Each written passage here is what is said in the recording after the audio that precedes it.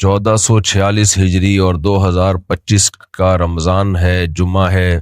اللہ تعالیٰ نے رمضان کے روزوں کو بھی فرض کیا اور روزوں کے ساتھ قیام رمضان کا بھی اللہ نے حکم دیا، اور اس کے ساتھ ساتھ اللہ تعالیٰ نے دو اور اہم کام ہیں جن کا رمضان میں ہمیں حکم دیا، جو ہم نے کثرت سے کرنے۔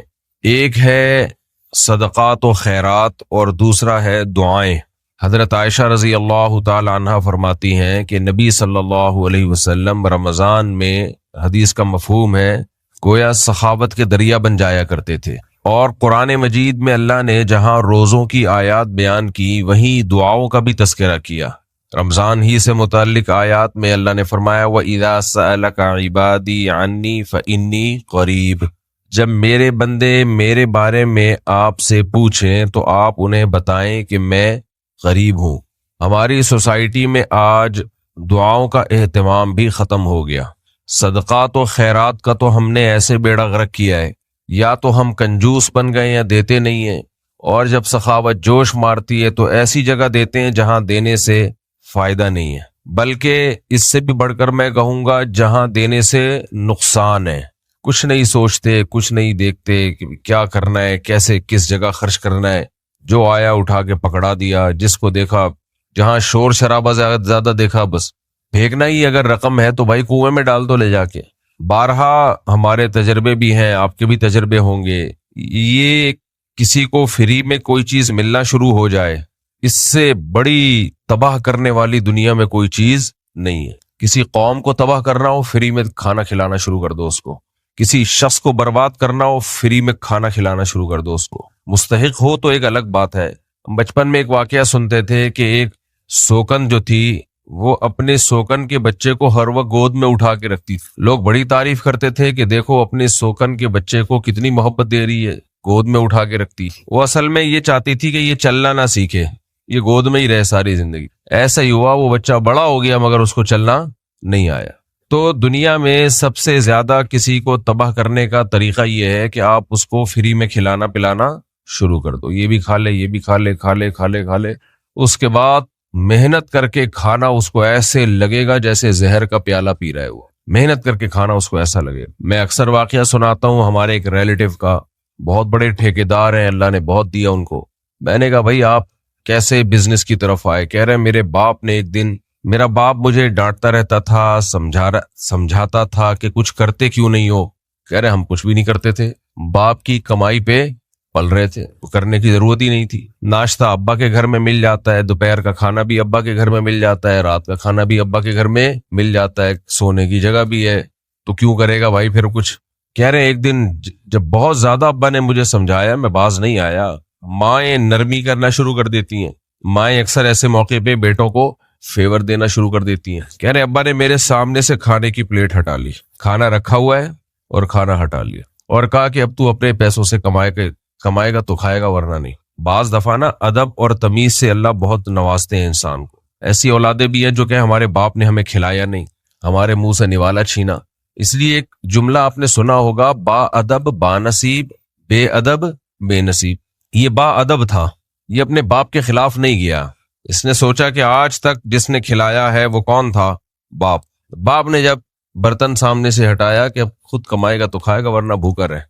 کہہ رہے میرے باپ کا مجھ پر بہت بڑا احسان ہو گیا تھا، یہ گھر سے نکلے اب کیا کریں بھائی، بھوک ستا رہی ہے۔ تو وہی ہوا، چھوٹے موٹے کاروبار شروع کرتے کرتے اللہ نے آج کہاں سے کہاں پہنچا دیا۔ کہتے ہیں یہ میرے وہ بندہ میرے سامنے کہہ رہا ہے یہ میرے باپ کا مجھ پر بہت بڑا احسان تھا۔ تربیت کے اسٹائل سب کے مختلف ہوتے ہیں، تو میں نہیں کہہ رہا آپ اپنے بچوں کے سامنے سے برتن ہٹا لیں، لیکن کسی کو اپاہج بنانا ہو، کسی کو برباد کرنا ہو، بیڑا غرق کرنا ہو، اسے فری پھوکٹ کے پیسے دینا شروع کر دو۔ میرا اس پر ایک تفصیلی بیان پہلے ہو چکا ہے کہ بعض مذہبی اسکالر، سب نہیں، بہت سو میں استغنا ہوتا ہے، وہ بھی اسی طرح خراب ہو جاتے ہیں۔ محنت کر کے پیسے میں بڑی ٹینشن ہے، نہیں ملتا تو ویسے ہی دم درود، تعویذ، گنڈے اور فری پاکٹ کی چیزیں، اس سے بہت پیسہ آنا شروع ہوتا ہے۔ جب ایک دفعہ آنا شروع ہو جائے تو محنت کر کے کھانا بہت مشکل لگتا ہے، کیونکہ عادت زیادہ کی پڑ چکی ہے اور محنت میں آرام سے ملتا ہے۔ تو اس لیے خوب یہ بات اچھی طرح سے سمجھیں، اگر آپ کو کسی سے دشمنی ہے یا آپ کسی کو اس کی نسلوں سمیت برباد کرنا چاہتے ہیں، وہ بھی برباد ہو، اس کی نسلیں بھی ہمیشہ کے لیے، کیونکہ بھیکاریوں کی نا نسلیں چلتی ہیں، یہ چیز جینز میں منتقل ہوتی ہے۔ ابا بھیک مانگتے تھے تو بچوں نے ابا کو دیکھا تو بچوں کی بھی یہی عادت۔ افریقہ کے جو غریب علاقوں میں گیا، چھوٹے چھوٹے بچوں کو بھیک مانگتے ہوئے، ہر بچہ بھیک، بڑا بھیک، سب، یعنی بعض علاقے ایسے تھے۔ میں نے کہا کہ یار اتنا کیا ہے؟ انہوں نے کہا ان کو عادت پڑ چکی ہے، یہ باپ دادے پردادوں سے بھیک مانگتے، کچھ لوگ، سب نہیں، تو وہاں تو لوگ جانتے ہیں نا ان کو، کہ ان کو عادت پڑ چکی ہے، باپ دادے پردادے سب کیا تھے؟ بھیکاری۔ تو میں نے ان سے کہا، جو مسلمان تاجر تھے، بھائی ان کو ایک ہی دفعہ میں اتنا دے دو کہ یہ اپنے پاؤں پہ کھڑے ہو جائیں، یا ان کو کوئی کاروبار کرا کے دے دو۔ کہتے ہیں بہت دفعہ ہم نے تجربہ کیا ہے، ان کو کوئی دکان کھول کے دے دی، کوئی ریڑھی خرید کے دے دی، یہ ریڑھی بیچیں گے اور جو پیسہ آئے گا سب اڑا دیں گے، اگلے دن پھر بھیک مانگ رہے ہوں گے۔ کہہ رہے ہم نے یہ بھی کیا کہ بھائی ان کو 6 مہینے کی ایڈوانس تنخواہ دے دو یا اکٹھے زیادہ پیسے دے دو، کچھ کر لیں، تو وہ 4-5 دنوں میں عیاشی میں، شراب کباب میں اڑا دیتے ہیں، 5ویں دن سے پھر بھیک۔ یہ مشاہدے پر مبنی واقعات سنا رہا ہوں میں، ہوائی باتیں بولو نہیں، یہ جو مشاہدہ ہے نا وہ بتا رہا ہوں آپ کے سامنے۔ تو اور ایک کی گواہی نہیں تھی، بہت لوگوں نے یہ بات بتائی ہمیں وہاں کہ بھائی ان میں بعض لوگوں کو نسلوں سے عادت پڑ گئی ہے، کہیں دادا پردادے ان کے مانگتے تھے تو بس گئے۔ کہہ رہے ہیں 20 کوششیں کر چکے ہیں بھائی، ہم تمہیں بزنس میں پارٹنر بنا کے، پارٹنرشپ پہ بزنس کر لو، یہ کر لو، وہ کر لو، جو مرضی کر لو، اس کی گوٹ، اس کی سوئی ایک ہی جگہ آ کے اٹک گئی ہے کہ جیسے ہی پیسہ آئے عیاشی میں اڑاؤ اور دوبارہ ہاتھ۔ تو دنیا میں کسی قوم کو تباہ کرنا ہو، بھیک پہ لگا دو۔ دنیا میں کسی شخص کو تباہ کرنا ہو نا، آپ کو کسی سے دشمنی ہے، آپ چاہتے ہو کہ برباد کر دوں میں اس کو، تو کسی طریقے سے اس کو مانگنے کے عادت میں ڈال دو آپ اس کو، بس پھر آپ کو ضرورت ہی نہیں رہے گی، وہ قوم کبھی نہیں کھڑی ہو سکے گی، وہ شخص کبھی اپنے پاؤں پہ کھڑا نہیں ہو سکے گا۔ ایک نظم ہے بڑی زبردست، مجھے چلنا سکھانے کو سہارا چھین لیتا ہے۔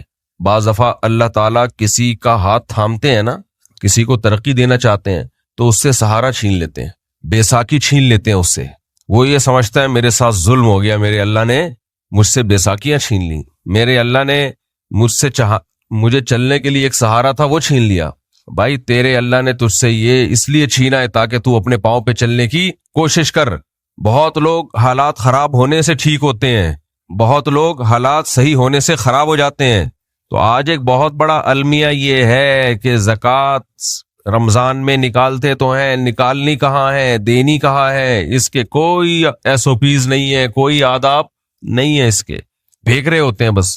قرآن کیا کہتا ہے؟ للفقراء المہاجرین انما الصدقات للفقراء والمساکین والعاملین علیہا والمؤلفۃ قلوبہم وفی الرقاب والغارمین وفی سبیل اللہ وابن السبیل۔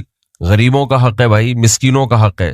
پہلے زمانے میں جو زکوٰۃ وصول کرنے کے لیے حکومت کے نمائندے ہوتے تھے ان کو بھی اجازت تھی کہ اسی میں زکوٰۃ کے پیسوں میں سے تنخواہ دی جا سکتی تھی، لیکن اب نہیں ہے، یہ اس میں ڈیٹیل ہے لمبی۔ وفی الرقاب، غلامی کو سے آزاد کروانے میں، کسی غریب، پہلے زمانے میں غلام ہوتے تھے، وہ مولا سے ایگریمنٹ کرتے تھے ہم اتنے پیسے دیں گے تو ہم آزاد ہیں، مولا نے کہا ٹھیک ہے تو اس کی مدد کریں آپ۔ آج وہ غلام نہیں ہے، لیکن بہت سے لوگ قرضوں میں جکڑے ہوئے ہیں جن کو ان کے مالک نے غلام بنایا ہوا ہے۔ آپ اس نیت سے ان کا قرضہ ادا کریں ان کی اجازت سے کہ تاکہ یہ اس غلامی سے نکلے، لیکن اس میں بھی وہی ہے، جس کی ذہن ہی غلامانہ ذہنیت بن چکی ہو وہ کبھی بھی نہیں نکلے گا۔ اس میں تحقیق کرنی چاہیے، آپ اس کا قرضہ ادا کریں گے تاکہ یہ اپنے سیٹھ کی غلامی سے نکلے جس کے قرضوں میں دبا ہوا ہے، تو وہ فوراً کسی دوسرے سیٹھ سے اس سے ڈبل قرضہ لے لے گا۔ اگر پتہ چل جائے بھائی اس کی یہ عادت ہے تو پھر ایسے شخص کو غلام رہنے دینا ہی بہتر ہے۔ کچھ لوگوں کو اللہ نے پیدا ہی غلامی کے لیے کیا ہے۔ تو زکوٰۃ کے اپنے فضائل ہیں، صدقات و خیرات کے اپنے فضائل ہیں۔ نبی صلی اللہ علیہ وسلم رمضان میں سخاوت کا دریا بن جایا کرتے تھے، بہت سخاوت، بہت سخاوت۔ لیکن یہ بات خوب اچھی طرح سمجھ لیں کہ جس طرح اسلام میں کھلانے کے فضائل ہیں، اسی طرح مانگنے کی وعیدیں بھی ہیں۔ مانگنا الگ چیز ہے، کسی کو دینا الگ چیز ہے۔ دینے میں تو انسان خرچ کرے، مانگنے کے بہت شدید وعیدیں ہیں۔ آج مانگنے کو جرم نہیں سمجھا جاتا، نہ دینا تو جرم سمجھا جاتا ہے کہ کسی سے کسی نے مانگا اور اس نے نہیں دیا، اس کو تو لوگ کنجوس بھی کہہ رہے ہوتے ہیں، وہ مانگ رہا تھا اس نے دیا نہیں، وہ قرضہ مانگ رہا تھا اس نے دیا نہیں۔ بھائی مانگنا بہت بڑا جرم ہے۔ نبی صلی اللہ علیہ وسلم نے ارشاد فرمایا، حدیث کا مفہوم ہے، جو لوگ کسی کے سامنے ہاتھ پھیلاتے ہیں نا، قیامت کے دن ان کے چہرے پہ گوشت نہیں ہوگا۔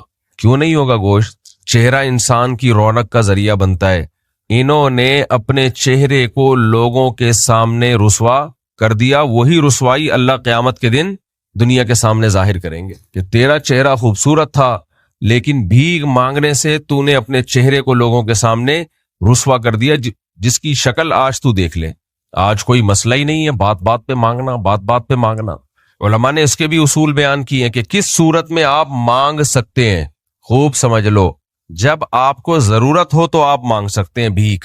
آپ کہیں گے مفتی صاحب آپ نے تو مسئلہ حل کر دیا، بہترین بات، یہی ہم بھی سوچتے ہیں کہ جب ضرورت ہو تو بولو مانگ سکتے ہیں، زبردست، تو ہمیں تو ضرورت ہے۔ وہی بات ہے کہ باطل لوگوں کی عادت ہوتی ہے نا، اصل چیز کو پی جاتے ہیں وہ۔ تو جب بھکاریوں سے کہا جائے نا کہ ضرورت ہو تو مانگو، کہتے ہیں ضرورت ہے تبھی تو مانگ رہے ہیں۔ ضرورت کسے کہتے ہیں؟ پہلے اس کو تو حل کرو۔ ضرورت کی ڈیفینیشن کیا ہے؟ ضرورت کی ڈیفینیشن لولاہ لتضررا، اگر وہ پوری نہ ہوئی تو آپ کو ضرر ہوگا، نقصان ہوگا۔ اب نقصان کسے کہتے ہیں؟ مثال کے طور پر آپ کی کھانے کی ضرورت پوری نہ ہوئی تو آپ کی باڈی کو نقصان ہوگا۔ اتنا کھانا آپ کی ضرورت ہے کہ وہ نہ ملتا تو آپ کی باڈی کو بولو نقصان ہوتا۔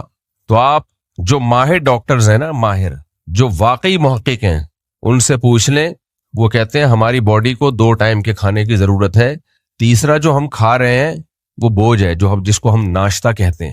اگرچہ ناشتے کے الگ سے فضائل یوٹیوب پہ پڑے ہوئے ہیں، لیکن جو محقق ہیں وہ کبھی بھی ناشتے کے، میں بھی کرتا ہوں ناشتہ، آپ کر لیں، بات یہ ہے کہ ناشتے کے پیسے نہ ہوں تو کیا مانگ سکتے ہیں؟ مانگ نہیں سکتے آپ، کیونکہ ضرورت صرف 2 ٹائم کا کھانا ہے۔ تو جس غریب کے پاس 2 ٹائم کے کھانے کے پیسے ہیں وہ ایسے ہاتھ بولو نہیں کر سکتا۔ سمجھتے ہو یا نہیں سمجھتے ہو؟ احادیث میں جس کو ایک ضرورت کہا گیا ہے وہ ایک اور چیز ہے، سر چھپانے کے لیے جگہ ہو آپ کے پاس، جس کو گھر کہا جاتا ہے۔ گھر ایسا ہو کہ جو صحت کے لیے نقصان دہ نہ ہو، جو صحت کے لیے نقصان دہ نہ ہو۔ کیا مطلب؟ کون سا گھر صحت کے لیے نقصان دہ ہوتا ہے؟ نمبر 1، اتنی تنگ جگہ ہے کہ ایک دوسرے کی پھوڑے پھنسیاں جا رہے ہیں نا آپس میں، خارش کا کوئی بیمار ہے تو اس کی خارش بھی دوسرے کو لگ رہی ہے، اس میں الگ کوئی واش روم نہیں ہے، ظاہر ہے گندگی ہوگی، پھر لیٹنے کی جگہ نہیں ہے، اتنا چھوٹا نہ ہو گھر۔ دوسری بات یہ کہ ایسی جگہ پہ کہ جہاں دھوپ اور ہوا کا انتظام نہ ہو۔ سن لائٹ انسان کو ایک صحت مند لائف گزارنے کے لیے ضروری ہے۔ بعض گھر ایسے کہیں بنے ہوئے ہیں کہ اندھیرا ہی اندھیرا، اس میں روشنی آتی نہیں ہے، بچے بیمار ہوں گے اس میں آپ کے، کہیں سے تھوڑی سن لائٹ کا انتظام ہو اس میں۔ تیسری بات یہ کہ ہوا گزرتی ہو، ایسی جگہ بنا دیا گرمیوں میں تندور بنا ہوا ہے وہ، اور ہوا کی وینٹیلیشن کا کوئی انتظام ہے ہی نہیں۔ یہ 3 چیزیں جس گھر میں پائی جائیں کہ بھئی ہوا، صاف ہوا گزر سکتی ہو، پھر سن لائٹ کا دھوپ کچھ نہ کچھ روشنی اس میں آتی ہو، اور کچھ کشادگی ہو اس میں کہ آرام سے پاؤں پھیلا کے سو سکیں، واش روم الگ ہو، کچن الگ ہو۔ تو یہ گھر کی بیسک ضرورت ہے، چاہے یہ کرائے پہ ہو، اپنا ہونا اس میں ضروری نہیں ہے۔ رات کو جب آپ سوتے ہو تو مچھر سے بچنے کا انتظام ہو، کیونکہ اس کے بغیر سو نہیں سکتا۔ مچھر تو دن میں سو جاتے ہیں، رات میں ان کی ڈیوٹی ہوتی ہے، تو اگر وہ ہم کمرے میں ہوں گے، وہ ہمارے کمرے میں، تو بھائی تو دن میں سو گیا ہے، اب ہمیں تو سونے دے، تو ہمیں سونے پھر نہیں دیتا۔ جب سوئیں گے نہیں تو دماغ خراب ہوگا انسان کا۔ تو یہ وہ بیسک ضرورت ہے کہ اگر کسی کے پاس اس لیول کا کرائے کا بھی گھر موجود نہیں ہے تو اس کا مطلب گھر کی ضرورت اس کی پوری نہیں ہو رہی ہے۔ آپ کہہ سکتے ہیں یہ تو ہمارے ملک میں صاف ہوا تو ہے ہی نہیں، کراچی میں تو کسی کے گھر میں صاف ہوا نہیں آتی۔ تو بھائی صاف ہوا کا مطلب یہ نہیں ہے کہ ڈاکٹروں کی تحقیق کے مطابق آکسیجن کا لیول اس میں اتنا ہو اور نائٹروجن اتنی ہو، یہ وغیرہ وغیرہ۔ صاف کا مطلب جسے عرف میں صاف سمجھا جاتا ہے ورنہ تو صاف ہوا تو اب پوری دنیا سے ہی ختم ہو رہی ہے. تو یہ تھوڑا بہت انتظام اگر کسی کے پاس ہے تو گھر کی ضرورت اس کی پوری بول لو شاباش پوری ہو. اب وہ یہ نہیں کہہ سکتا کہ میرے پاس گھر نہیں ہے, رہنے کی جگہ نہیں ہے. اس سے آگے جتنا جائیں گے وہ غریبیاں ہیں. وہ کیا ہے؟ غریبیاں. اس کی تو پھر کوئی انتہا ہے ہی نہیں. میں نے ساؤتھ افریقہ بھی گیا تھا, وہاں کیپ ٹاؤن ابھی میرا جانا نہیں ہوا لیکن لوگوں نے بتایا مجھے کیپ ٹاؤن میں اربوں روپے کے لوگوں کے بنگلے ہیں. جو دنیا کے بڑے بڑے کروڑپتی لوگ ہوتے ہیں وہ اپنے گھر بنا لیتے ہیں کیپ ٹاؤن میں, اربوں روپے کے, اتنے بڑے بڑے اور اتنے لگژری. لیکن کہتے ہیں اکثر کم بختوں کا رہنا نصیب نہیں ہوتا ان میں, اکثر رہ سکتے ہی نہیں ہے. وہ اتنی عمریں ان کی ہو جاتی ہیں بناتے بناتے کہ پہلے ہی انا للہ ہو جاتے ہیں. ایک آدھ دفعہ آتے ہیں ربن کاٹنے, گھر کا افتتاح ہوا, بس افتتاح کے 2 دن کے بعد انا للہ ہو گیا. 50-50 میں تھا نا کہ پنجاب سے کراچی ٹرین آ رہی ہے. پہلے زمانے میں ٹرینیں بہت لیٹ ہوا کرتی تھی, ویسے تو اب بھی ہوتی ہیں لیکن پہلے بہت زیادہ ہوتی تھی. تو اس میں یہ دکھایا گیا تھا کہ اسکول کے بچے لاہور سے ٹرین میں بیٹھے چھٹیاں گزارنے آ رہے ہیں کراچی, گرمیوں کی چھٹیاں. تو جب کراچی پہنچے ہیں نا تو بچے بڑے ہو چکے تھے, سمجھ رہے ہیں, بچے بڑے ہو چکے تھے اور ان کی پینٹیں چڑیاں بن چکی تھیں. اور ایک جوان آدمی بھی بیٹھا تھا لاہور میں ٹرین میں, جب وہ کراچی پہنچا تو وہ بوڑھا ہو چکا تھا. تو اس نے کھڑکی سے ہاتھ باہر نکالا, بیٹا کراچی آ گیا ہے؟ انہوں نے کہا آ گیا ہے, یہ کہا اور اس کا انتقال ہو گیا. یعنی وہ اپنی زندگی کے ایام پورے کر چکا تھا. تو یہ کامیڈی ہوتی تھی پہلے, ابھی تو چھچور پنے کے بغیر, بےہودگی کے بغیر کچھ ہوتا نہیں ہے. تو ایک لیسن بھی تھا حکومت کو کہ تھوڑا سا فاس کر لو ان کو, کم از کم اتنا تو نہ ہو نا کہ بچے بوڑھے ہو جائیں. ایک جگہ دکھایا کہ جی وہ فائر بریگیڈ والوں کو فون کیا گیا کہ آگ لگ گئی ہے. غریبوں کے علاقے سے فون آیا فائر بریگیڈ والوں کے پاس کہ آگ لگ گئی ہے. فوراً گاڑی پہنچی تو سارے غریب دھوتی پہن کے بالٹیاں لے کے بیٹھے ہوئے ہیں کہ یار بہت دنوں سے ہمارے علاقے میں پانی نہیں آیا, قحط سے مر رہے تھے. ہم نے کہا یہی ایک طریقہ رہ گیا ہے, بسم اللہ کرو پانی بھرو اس میں.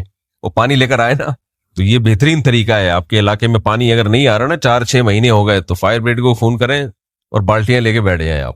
تو آپ کی بیسک ضرورت گھر کی اس سے پوری ہو جائے گی, سمجھتے ہو. اس کے علاوہ جو کچھ آپ کو گھر مل رہا ہے وہ کیا ہے؟ غریبی. تیسری چیز جو ہماری بیسک بنیادی ضرورت ہے, جسم کو ڈھانپنا. جسم کو ڈھانپنے میں علماء کا شاید تقریباً میرا خیال ہے اتفاق ہے اس میں کہ 3 جوڑے, یہ بھی غریبی کے ساتھ ہماری ضرورت ہے. یعنی اس میں اس کا بھی خیال کیا گیا ہے کہ 2 بھی ویسے تو بہت ہیں, ایک پہنو اور ایک کو دھو. بڑے بڑے ائمہ, مجتہدین, فقہا, محدثین ایسے گزرے ہیں جنہوں نے کئی سال ایک جوڑے میں گزارا کیا ہے, ایک جوڑے میں. شاید امام احمد ابن حنبل رحمہ اللہ تعالی, کچھ واقعات پڑھے ہوئے بہت ٹائم گزر جاتا ہے تو میں نام لینے میں تھوڑا کنفیوز ہوتا ہوں. شاید ان کا ہے کہ کئی سال ایک جوڑے میں ہی انہوں نے گزارے ہیں. اسے دھوتے کیسے تھے؟ جہاں نہانے کی جگہ ہے نا وہاں جاتے تھے, وہیں بیٹھ کے اس کو دھویا, نچوڑا اور خشک ہونے کا انتظار کیا اور پھر وہی پہن کے باہر آ گئے. یا گیلے ہی پہن لیے, بعد میں خشک ہو جائیں گے. ایسے بہت لوگ گزرے ماضی میں, لیکن خوددار ایسے تھے کہ اپنی ضرورت کسی کے سامنے ظاہر نہیں کرتے تھے. تو یہ بہت اعلیٰ درجے کا تقوی ہے. ہم اس کو 3 سے ضرب دے دیتے ہیں کہ ایک کے بجائے کتنے جوڑے ہوں؟ 3 جوڑے. تو اگر 3 جوڑوں سے زائد آپ کے پاس ہیں تو یہ کیا ہے؟ غریبی کا لفظ یاد کر لیں, غریبی. بھائی غریبی میں اس لیے کہہ رہا ہوں کہ آپ ہوٹل میں کھانا کھاتے ہیں, جتنے پیسے ہوتے ہیں اس کی پلیٹ آپ کو, اس کی بریانی آپ کو مل جاتی ہے. اس کے بعد غریبیاں چل رہی ہوتی ہیں, لے آ یار تھوڑی روٹی بچ گئی ہے, تھوڑا سا سالن ڈال کے لے آ, اس میں روٹی بچ گئی ہے تھوڑی سی, یار اب تیرے پرانے تعلقات ہیں, ایک نہاری کی غریبی اور لے آ یار, تھوڑا سا اس میں ڈال دے یار. تو ایک غریبی پہ تو وہ منہ نہیں بناتا کہ چلو بھائی ٹھیک ہے. دوسری غریبی پہ تھوڑا سا منہ بنائے گا, تیسری پہ اس کو غصہ آئے گا. اور جو کنجوس لوگ ہوتے ہیں وہ غریبیاں پہلے منگوانا شروع کر دیتے ہیں اور اصل پلیٹ منگوائے بغیر چلے جاتے ہیں, سمجھ رہے. جیسے ایک آدمی ہوٹل میں گیا نا اور پوچھنے لگا بھائی کیا کیا ہے کھانے میں, اس نے کہا یہ ہے, فلانا ہے, دال ہے, فلانا ہے, ڈمکانا ہے, وغیرہ ہے وغیرہ. اس نے کہا روٹی, کہ روٹی فری ہے, اور رائتا کہتے ہیں رائتا بھی فری. کہہ رہا ایسا کر 10 روٹیاں 6 رائتے لے آ, خالی 10 روٹیاں اور 6 رائتے لے آ. تو غریبی کا لفظ خوب کراچی میں بہت چلتا ہے. اب یہ لفظ نکلا کہاں سے, اس میں ماہرین کا اختلاف ہے. بعض ماہرین یہ بولتے ہیں یہ غریبی سے نکلا, غریبی, کہ بھائی میں غریب آدمی ہوں تو اب غریبی میں مجھے کچھ ایک پلیٹ کے پیسے تو میں نے دے دیے لیکن پیٹ میرا بھرا نہیں ہے تو غریبی میں تھوڑا خیال کر اور تھوڑی سی اور لا دے سالن. واللہ عالم کیا یہ غریبی سے نکلا ہے یا کس سے نکلا ہے، واللہ عالم. لیکن بہرحال اب جس معنی میں استعمال ہو رہا ہے وہ بڑا زبردست معنی ہے. اس سے ہمارے بہت سارے مسائل حل ہوئے ہیں. بات سمجھانے میں اس سے آسانی ہوتی ہے. غریبی پہ انسان کو ٹینشن نہیں ہونی چاہیے. آپ کا بیسک حق ہی نہیں ملا پھر ٹینشن بنتی ہے. کاؤنٹر پہ پیسے آپ نے دے دیے، پلیٹ ہی نہیں آ رہی کھانے کی تو ٹینشن بنتی ہے بھائی، جھگڑا بھی بنتا ہے. تو اللہ نے جو ہم سے روزی کا وعدہ کیا ہے اس میں 2 ٹائم کا کھانا، 2 یا 3 جوڑے ہو گئے، اور ایک سر چھپانے کے لیے ایک ایسی جگہ ہو ہمارے پاس جہاں ہم اپنی عزت کو محفوظ کر سکیں، جہاں ہم بیماریوں سے بچ سکیں. ایسی جگہ ہو ہمارے پاس، چاہے وہ کرائے پہ ہی کیوں نہ ہو. اس کا پھر چوتھی چیز ہے بیماری. حدیث میں اس کا بھی تذکرہ ہے. یہ میں اپنی طرف سے کوئی بات نہیں کر رہا، یہ سب حدیثوں سے ثابت ہیں یہ باتیں. چوتھی چیز یہ ہے کہ جسم کسی بڑی بیماری سے محفوظ ہو. بعض دفعہ یہ تینوں چیزیں ہوتی ہیں لیکن کوئی بیماری ایسی لگ گئی کہ اس کا علاج ضروری ہے اور اس کے علاج کے آپ کے پاس پیسے نہیں، اور بیماری بھی آپ کو ٹینشن دے رہی ہے تو بھی ٹھیک ہے، یہ بھی آپ کی بیسک ضرورت ہے. تو ان 4 ضرورتوں کے لیے آپ کے لیے پیسے مانگنا جائز ہے اگر یہ آپ کی بنیادی ضرورت پوری نہیں ہو رہی. اس کی آواز کو کس نے چھیڑا ہے بھائی؟ اس کو تھوڑا سا تیز کر دیں. یہ 4 آپ کی بیسک ضرورت ہے. لہذا اگر کسی کے پاس 2 ٹائم کا کھانا نہیں ہے، اور نہ ہونے کا مطلب کیا ہے یہ بھی بہت اہم پوائنٹ کی بات ہے. یہ سب باتیں حضرات فقہائے کرام پہلے کلیئر کر چکے ہیں. بار بار ہم کہتے ہیں دین فقہا سے سیکھو، اور لوگ کہتے ہیں کہ یہ فقہ کے چکر میں، فقہا کے چکر میں انہوں نے قرآن و حدیث کو چھوڑ دیا ہے. نا یہ بہت غلط جملہ ہے. فقہا کے چکر میں نہیں پڑھو گے تو قرآن و حدیث کی تشریح غیر فقہا سے لینی پڑے گی آپ کو، جو آپ کو اپنی مرضی کی تشریح دیں گے اور تھوپ دیں گے، گمراہ کریں گے آپ کو.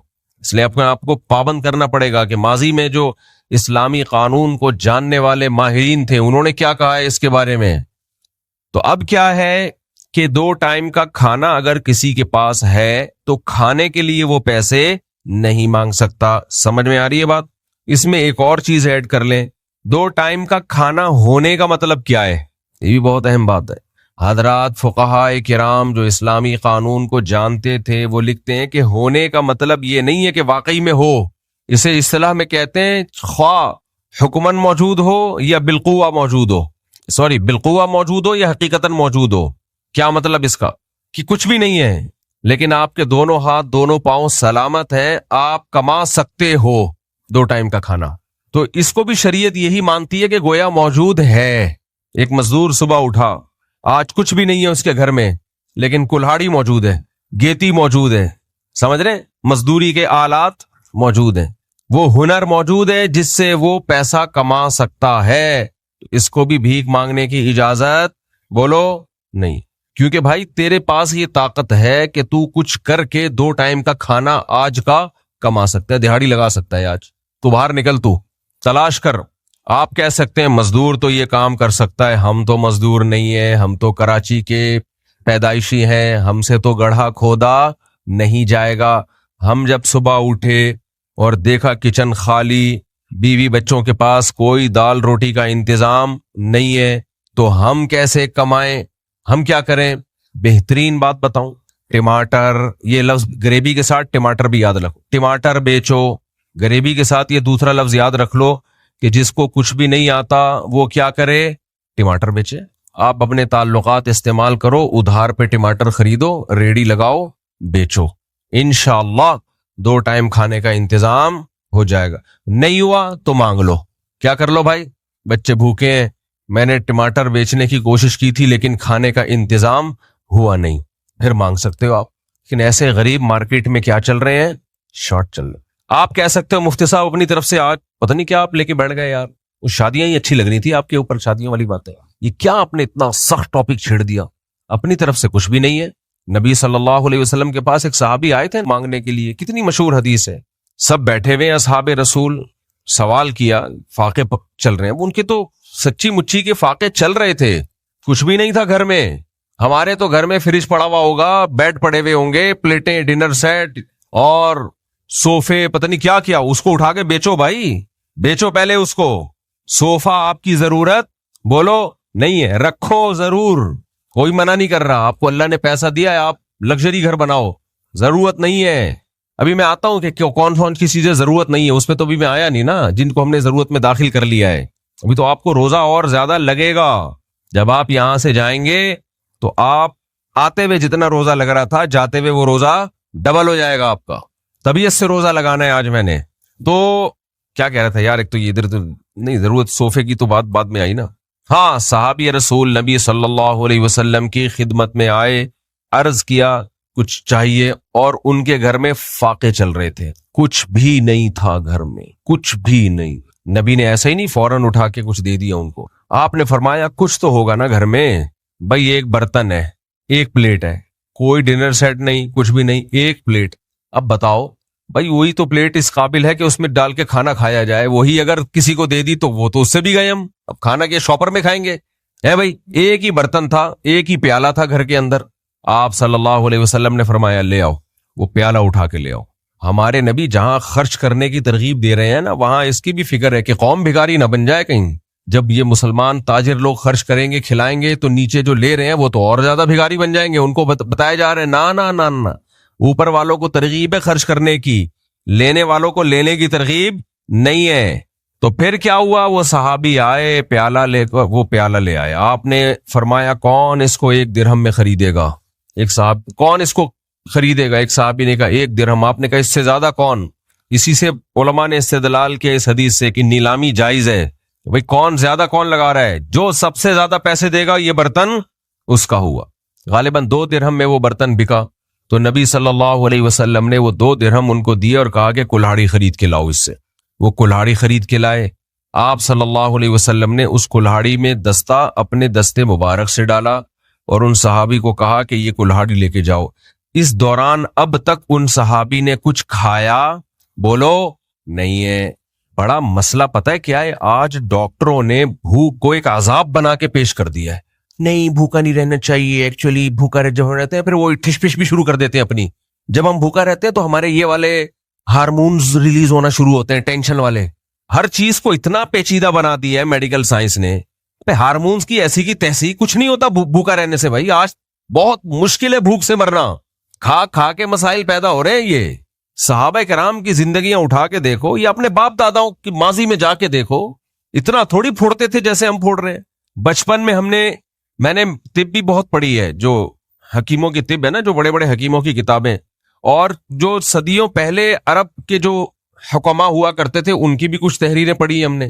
ان کا سب کا اس پر اتفاق تھا کہ بھوکا رہنے سے کوئی نقصان نہیں ہوتا. اب کوئی جدید سائنس آ گئی ہے کہ نہیں ناشتہ بھی بہت ضروری ہے. ایکچولی جب ہم خالی پیٹ رہتے ہیں تو ایسڈ آتا ہے, جو اس کے مریض ہیں السر کے وہ تو ایک الگ بات ہے, ان کو تو نقصان ہوتا ہے. نارمل آدمی کو کوئی نقصان نہیں ہوتا بھوکا رہنے سے, بھائی فائدہ ہی ہوتا ہے, نقصان نہیں ہوتا. ہم جب کئی گھنٹے بھوکے رہتے ہیں نا تو ہماری انرجی ڈاؤن, اور ڈھیلے پہلا نوالا جو ہمارے حلق میں اترتا ہے وہ آدھے سے زیادہ مسئلہ وہ حل کر دیتا ہے. سمجھ رہے ہو کہ نہیں سمجھ رہے؟ کیونکہ باڈی کو چاہیے نا. ایک جیل کے قیدی نے مجھے بتایا, جو کسی ملک میں قید ہو گئے تھے, انہوں نے بتایا کہ ہمیں وہاں کھانا نہیں ملتا تھا, ہم گھنٹوں بھوکے رہتے تھے, گھنٹوں. تو کہہ رہے ہیں ایک دن ہمیں بسکٹ کا چورا نظر آیا کہیں پڑا ہوا, تو ہم نے وہ اٹھا کے نا قیدیوں نے تقسیم کیا. وہ اتنا سا چورا ہم نے کہتے ہیں زبان پہ ڈالا اور اس کو ہم زبان پہ ہی گھماتے رہے, اس سے بھی انرجی آ جاتی ہے کافی.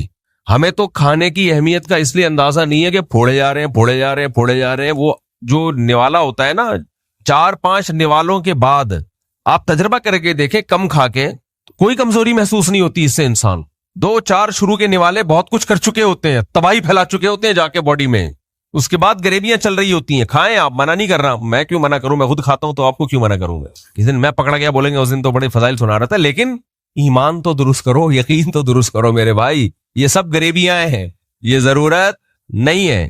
وہ لوگ گئے جو بھوک لگنے پہ کھانا کھایا کرتے تھے. ونس اپون اے ٹائم بھوک لگا کرتی تھی اور کھانا کھاتے تھے. دیکھو نبی صلی اللہ علیہ وسلم نے ارشاد فرمایا, روزے دار کے منہ کی بدبو اللہ کو